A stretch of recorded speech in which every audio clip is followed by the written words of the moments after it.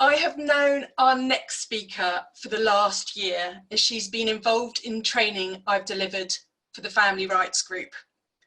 The Family Rights Group works with parents whose children are in need, at risk, or are in the care system, and with members of the wider family who are raising children unable to remain at home.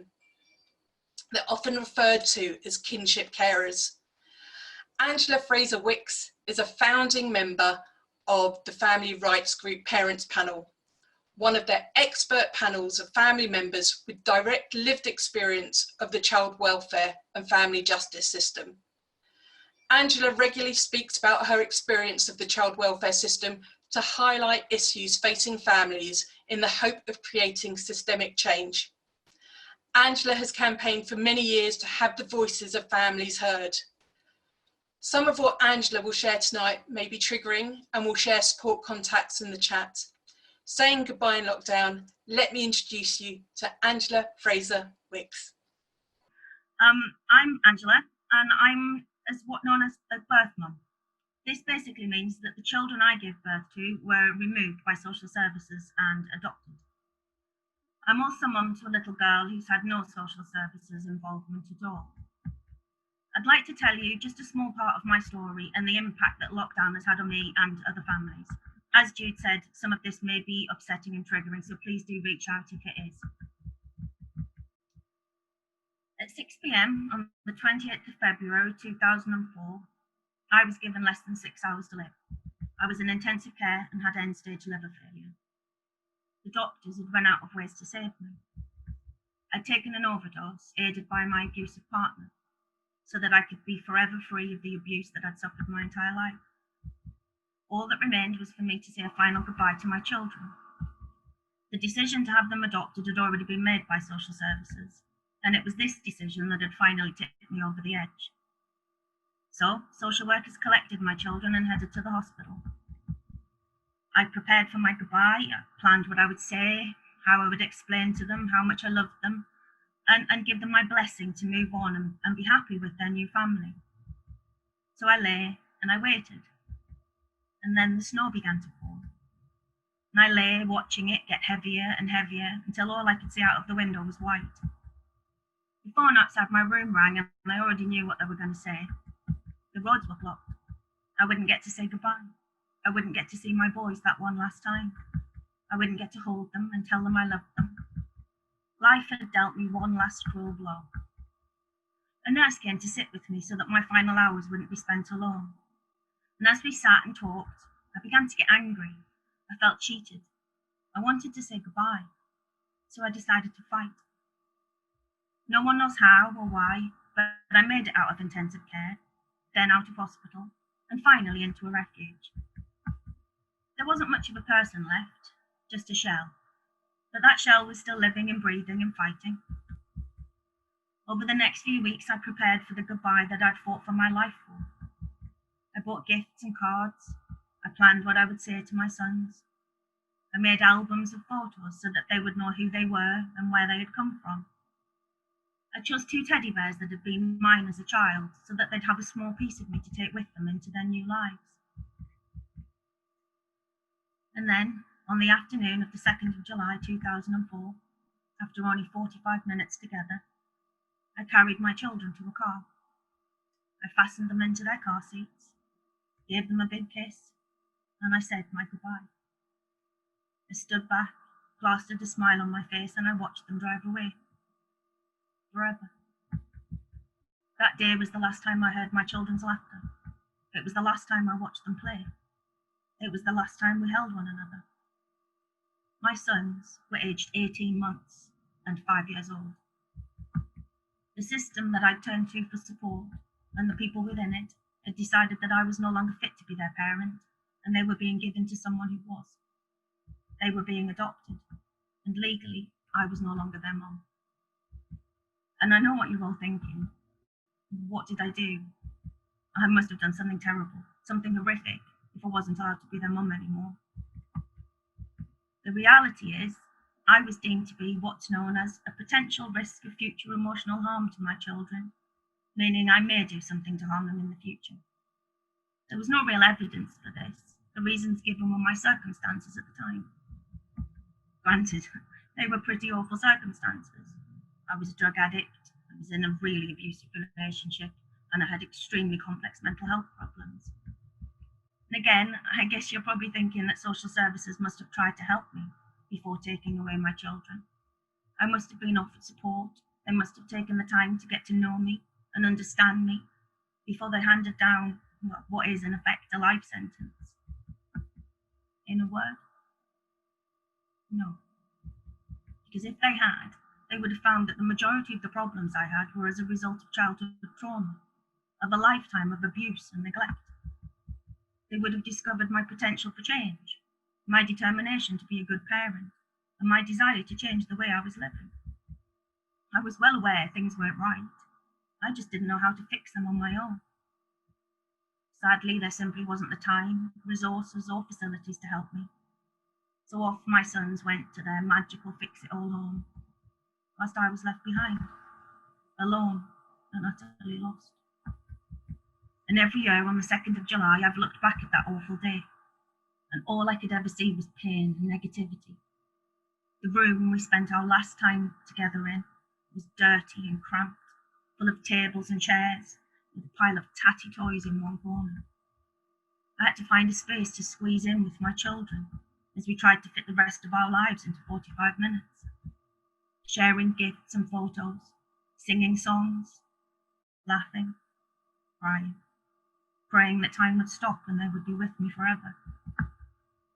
The worst day of my life, and I'm imagining the worst day of their lives too. Never once in all these years did I think that I would look back and think, wasn't I lucky?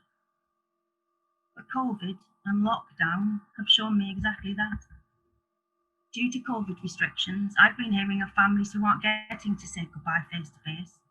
They aren't getting to share gifts or kiss one another goodbye. They have to say goodbye to a screen, then turn off the computer and feel the pain and isolation without the happy memories to keep them going. And the true numbers of these cases aren't even known yet. I've even heard of a case where a group of older siblings didn't get to say goodbye to their little sister at all. Their foster carer received an email to say the adoption was finalised and the little girl was gone. Forever. No goodbye, no memories, no keepsakes. Just gone. And even I can't imagine the hell that they must feel. At least I got to wave my boys goodbye. I got to smell them and hold them one last time. Honestly, don't think I could have continued had I not. I don't think I could have picked myself up and found the strength to carry on living. That goodbye had been the only thing keeping me alive. But carry on I did. Because they underestimated me. My potential for recovery, my sheer tenacity and stubborn-mindedness. They underestimated my strength and my courage. You see, they promised me I could write to my children, a promise I then made to my 5-year-old son, a promise that they didn't keep. So I fought. With help and support, I secured what's known as letterbox contact, a way to send letters through a third party to communicate with my sons. Once a year, my boys came back into my life, and I came back into theirs. We shared achievements and experiences, and I found renewed motivation to make changes. I left my abusive partner. I got clean and sober. I started helping those who would help me reunite with my boys. I began to speak at events, write about my experiences, share with others the way I'd coped and survived. I eventually went on to wonderful things, to love and happiness and marriage, and to have another child. My daughter's now 9 and has had no social services involvement whatsoever. I found the Family Rights Group, a charity that fights for the rights of children to be raised safely within their family, and together we began to fight for the voices of families like mine to be heard. In the beginning, I fought to make my sons proud. Then I fought for validation. Now, I simply fight for those who can't fight for themselves. I've made my peace with what happened to me all those years ago. I've learnt to live with the pain. The anger no longer consumes me. I now use it to fuel change. Change in policy, change in practice, change in perception. change for all families. COVID won't stop me, because the new normal, well, it simply has to be better than the old. I'd like to finish this evening by reading a short poem that I've written. One of the many ways that Family Rights Group has helped me, and helps others like me, is by encouraging and supporting us to find ways to tell our stories, to use our voices to raise awareness. And one of the ways that I've found helpful is writing poetry. Arms full of presents, cards and wrapped toys, beautiful gifts for my beautiful boys, trying to squeeze the rest of our lives into 45 minutes, and oh how it flies. Hugs and kisses enough to last years, singing songs and fighting back tears, saying I love you over and over, while holding my babies closer and closer, breathing their smell and hearing their laughter as they head off to their happily ever after, carrying them to the car of a stranger, smiling all the while feeling the traitor. This is not what I want, but I have to pretend. I have to smile like this isn't the end. I have to give them one last happy memory. I want this to be the way they remember me.